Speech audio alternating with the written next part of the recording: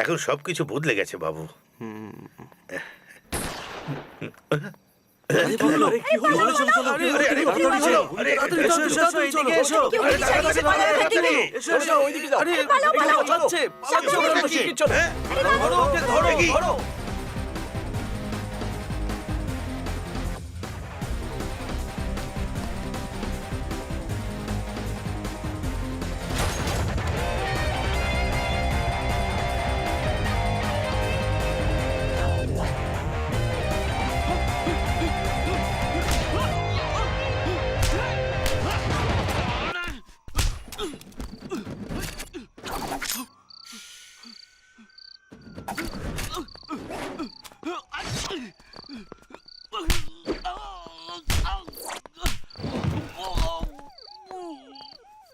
এই পেছনের দিকটা দেখো, ভালো করে দেখো যেন পালাতে না পারে। আরে ওই দিকটা লক্ষ্য করে দেখো, কি করছো নাকি? ভালো করে দেখো, হ্যাঁ, যেন পালায় না ও।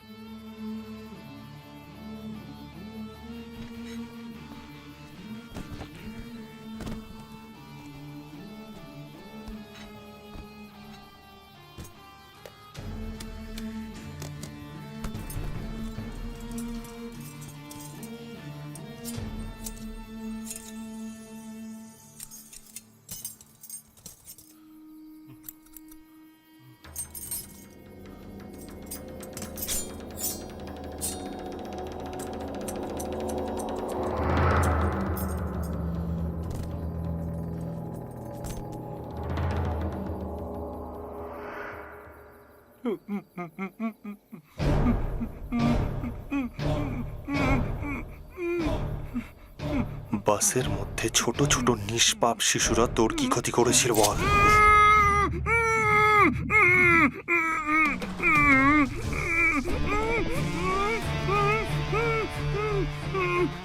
তুই জানিস তোকে জিজ্ঞেস না করে আমি তোর আঙুল কেন কাটলাম? কিছু প্রশ্ন আছে যার জবাব চাই আমি, আর তুই জানিস যদি জবাব না দিস তাহলে তোর কি হবে?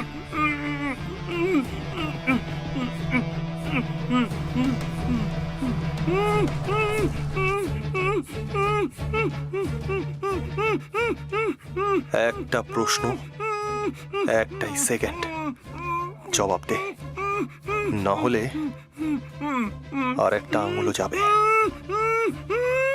যে হাসপাতালে তোকে সাহায্য করেছিল সে কে ছিল? Security chief Inba শেখরন।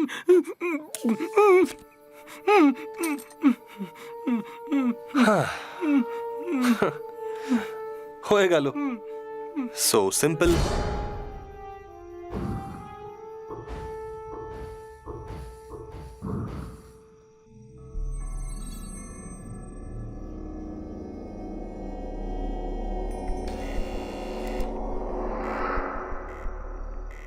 কে? আমি হ্যাঁ, এই কে রে তুই? আর এই সময় এখানে কি করছিস? দরজায় কে? আরে আসছি না, দাঁড়াও। আরে তোকে জিজ্ঞেস করছি কি করছিস এখানে? তোমার সাথে কিছু কথা বলতে চাই, একটু ছাদে আসতে পারবে? এই সময় কি কথা বলতে চাও? কাল সকালে এসো।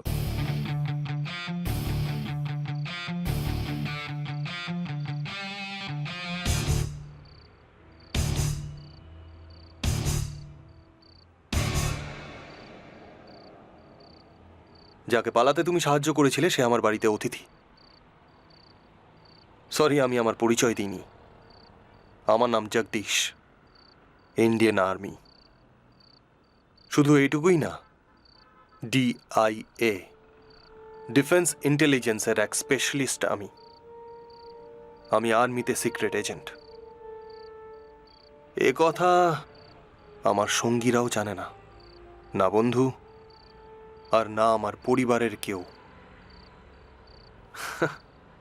তুমি আশ্চর্য হচ্ছ যে আমি তোমাকে কেন বলছি এটা, কারণ তুমি আর বাঁচবে না। যখন আমি ক্যাম্পে ছিলাম তখন শত্রু দেশ আমাদের কিছু লোককে শুট করে দিয়েছিল, তার বদলে আমরা ওদের কিছু লোক মেরেছিলাম। এটা সাধারণ ব্যাপার। ক্যাম্পে আমাদের সঙ্গী সিলভারাজ, যে পুরুকোট্টায়ের ছিল, একদিনও হারিয়ে যায়। 7 দিন ধরে আমরা সব জায়গায় খুঁজেছি ওকে, আর ওকে 8ম দিন পাই। বেচারা শত্রুদের ক্যাম্পে ফেসে গেছিল। ওরা ওকে 7 দিন ধরে টর্চার করেছিল। ওরা ওর চোখ উপড়ে নিয়েছিল। একটা বিয়ারের বটল ওর পেছনে রেখে ওর ভেতরে ঢুকিয়ে দেয়, ভিতরেই ফাটিয়ে দিয়েছিল। আমরা ওর বডি নিয়ে ওর পরিবারকে দিতে যাই। ওর মা কাঁদছিল, বাবা চিল্লাচ্ছিল, ভাই বোন সবাই কাঁদছিল। তার ঠিক 14 দিন পরে ওর ছোট ভাই আর্মি জয়েন করে নেয়। আমরা সীমান্তে প্রত্যেক দিন মারা যাই যাতে তোমাদের মতো লোক বেঁচে থাকে।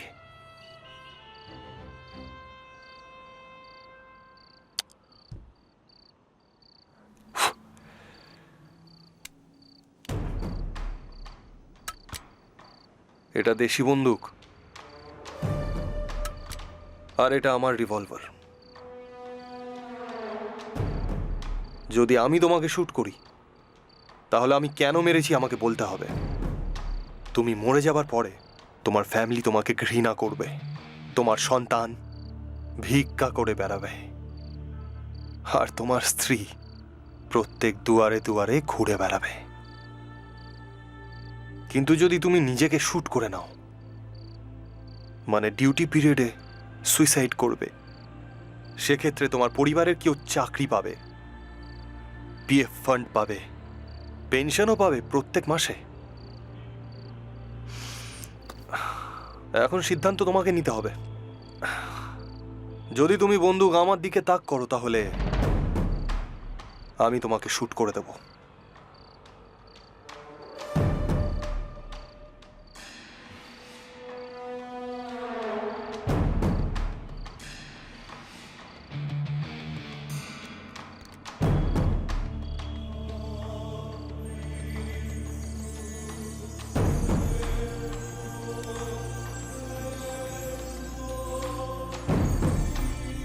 অনেক বড় মুশকিলকে ডেকে আনছিস তুই।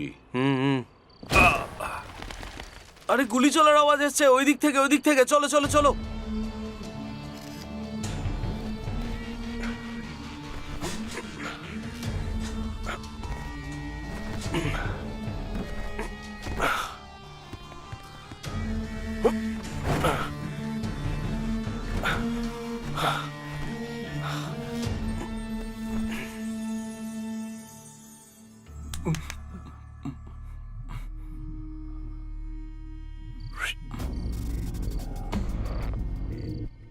I know the two of you know nothing much. Oh, sorry. আমি জানি যে তোমরা দুজন পুরো ব্যাপারটা জানো না।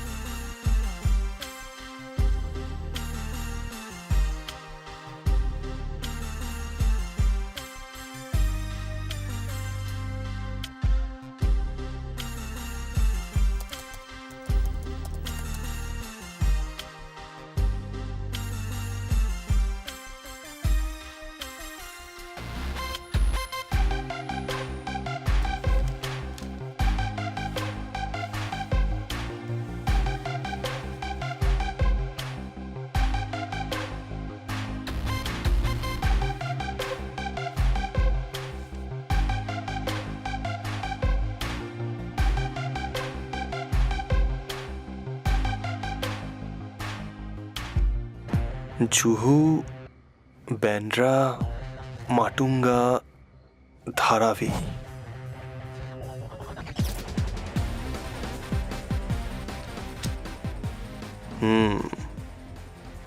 মুম্বাই শহরে 12টা জায়গাতে অ্যাটাক।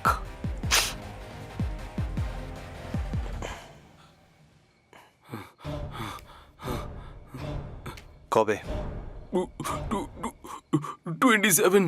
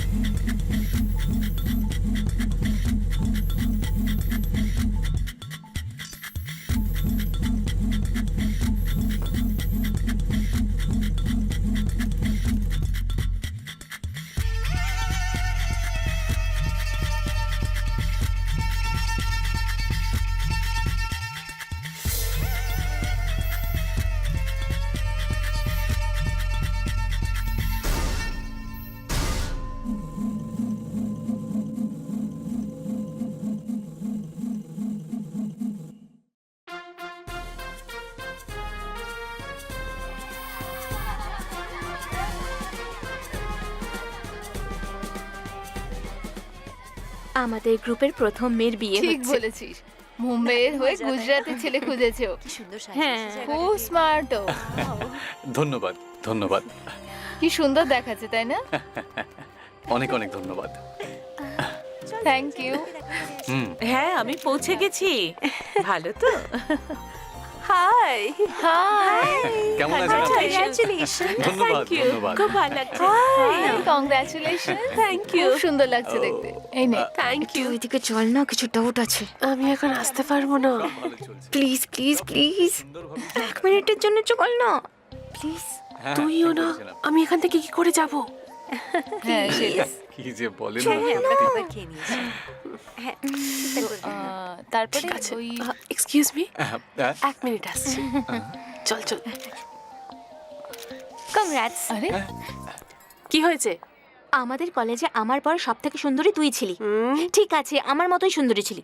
হুম। হস্টেলে তোর রুম রণবীর কাপুর, শাহিদ কাপুর, জন ইব্রাহিমের ফটোতে ভরে থাকতো, কিন্তু এখন এর মতো।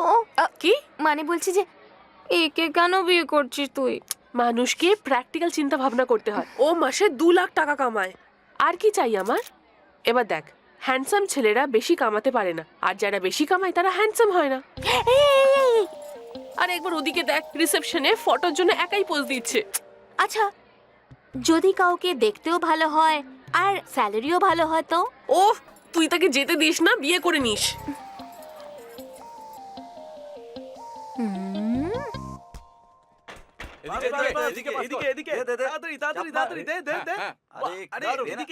কি হয়েছে ভাই, তুই এখানে বসে আছিস কেন?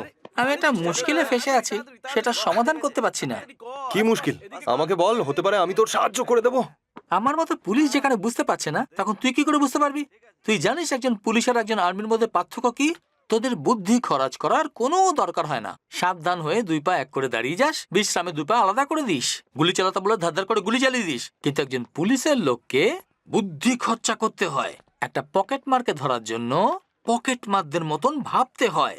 আর একজন খুনিকে যখন ধরতে হয় তখন একজন খুনির মতো ভাবতে হয়। যখন একজন আতঙ্কবাদীকে ধরতে হয় তখন আতঙ্কবাদীদের মতো ভাবতে হয়। পুলিশ হয়ে আমি যখন সমাধান করতে পারছি না, তখন তুই কি করে পারবি? আমাকে বিরক্ত করিস না ভাই, আমাকে তোর সমস্যাটা বল, আর একটা চেষ্টা তো করতে দে। বললে পরে সমাধান করে দিবি। যেই রাতে ওই আতঙ্কবাদী পালিয়েছিল, সেই রাতে একজন পুলিশ অফিসার নিজেকে গুলি করে আত্মহত্যা করেছিল। যখন ওই আতঙ্কবাদী হাসপাতাল থেকে পালায়, সেই রাতে ও ডিউটিতে ছিল। তাহলে এই দুটো ঘটনার কি একের সঙ্গে অন্যের কোনো সম্পর্ক আছে কি? এই ব্যাপারেই আমার সন্দেহ হচ্ছে। ওটা কোনো সুইসাইড ছিল না, মার্ডার ছিল। তোর এরকম কেন মনে হচ্ছে? ওকে আমিই মেরেছি। হ্যাঁ? কি? তুই ওকে মেরেছিস? ওই আতঙ্কবাদীকে পালাতে কেন দিয়েছিল? ও আতঙ্কবাদীকে পালাতে দিয়েছে? এটা তুই কি করে জানলি? ওই আতঙ্কবাদীই বলেছে।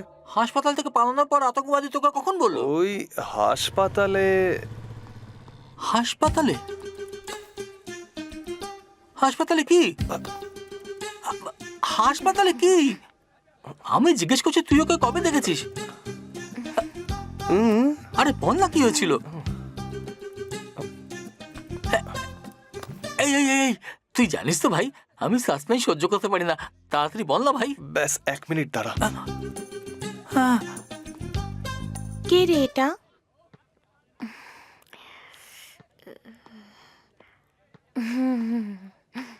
বলো না। ও আই তোমাকে ইউ আমি বলতে চাইছি। তুমি স্পোকেন ইংলিশ ক্লাস থেকে সোজা আসছো নাকি? না না না, আমরা দুজন বিয়ে করে নি। হ্যাঁ? এমন চিন্তা কবে করলে তুমি? আজ সকালেই করেছি 8:40 8:40 এমন কি হয়েছে? আমি আমার বান্ধবীর রিসেপশনে গিয়েছিলাম। ও আমাদের কলেজের সব থেকে সুন্দরী মেয়ে ছিল। যাকে ও বিয়ে করেছে তাকে দেখতে একদমই ভালো না। আমি জিজ্ঞেস করলাম এমন কেন করলি? ওই আমাকে সাজেশন দিল, বাকি বান্ধবীরাও আমাকে এনকারেজ করলো। কিন্তু শুরু থেকেই আমাদের মধ্যে মতের মিল হচ্ছিল না। প্রথমে আমি তোমাকে রিজেক্ট করলাম, পরে তুমি আমাকে রিজেক্ট করলে, আর এখন বলছো বিয়ে করতে। আমি তোমাকে বিয়ে করতে চাই। হ্যাঁ, বাট আমাদের দুজনের পছন্দ একদম আলাদা। তুমি স্মোক করো কি? কি? সিগারেট? সিগারেট? ছিছি, মেয়েরা সিগারেট খেলে ভালো দেখায় নাকি? বক্সিং এ এসব অ্যালাউ করা হয় না। কিন্তু আমি তো স্মোক করা মেয়েদের খুব পছন্দ করি। সিগারেট 2-1 বার ট্রাই করেছি। গার্লস পার্টি, নিউ ইয়ার, মাঝে মধ্যে খেয়ে থাকি। ওকে, ড্রিঙ্কস? মদ? মদ? হ্যাঁ, red wine, good for heart, good for skin. একবার তো আমি ভডকাও ট্রাই করেছি। খুব ভালো, কিন্তু মদ খাওয়া মেয়েদের আমি একদম পছন্দ করি না। আরে, আরে, আরে, আরে, আরে, আস্তে, নিশা, নিশা। তুমি এসব আমার সাথে আরে, জেনে শুনে করছো, তাই না? আমি জানি তুমি আমাকে ও, ভালোবাসো। নিশা, আমি যাই বলছি তুমি তার উল্টোটা বলছো। বিয়ের রিসেপশন থেকে সোজা এখানে চলে এলাম শুধু তোমার জন্য। শান্ত হও। আরে, আরে, না না, এক্ষুনি এই মুহূর্তে আমি তোমাকে বিয়ে করতে রাজি। আমি মজা করছিলাম।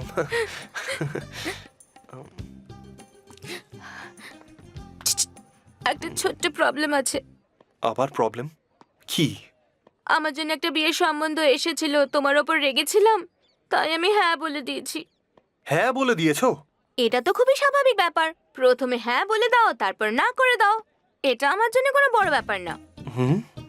এই, এটা আমি তোমাকে বলছি না, ওর জন্য বলছি। ও মিলিটারি ম্যান। ও, যদি আমরা ওকে কনভিন্স করে নিই তাহলে সব প্রবলেম সলভ। ও আমাকে 12টার সময় কফি শপে ডেকেছে। ওকে, আমিও যাচ্ছি, ওর সাথে আমি কথা বলবো। তুমিও যাবে?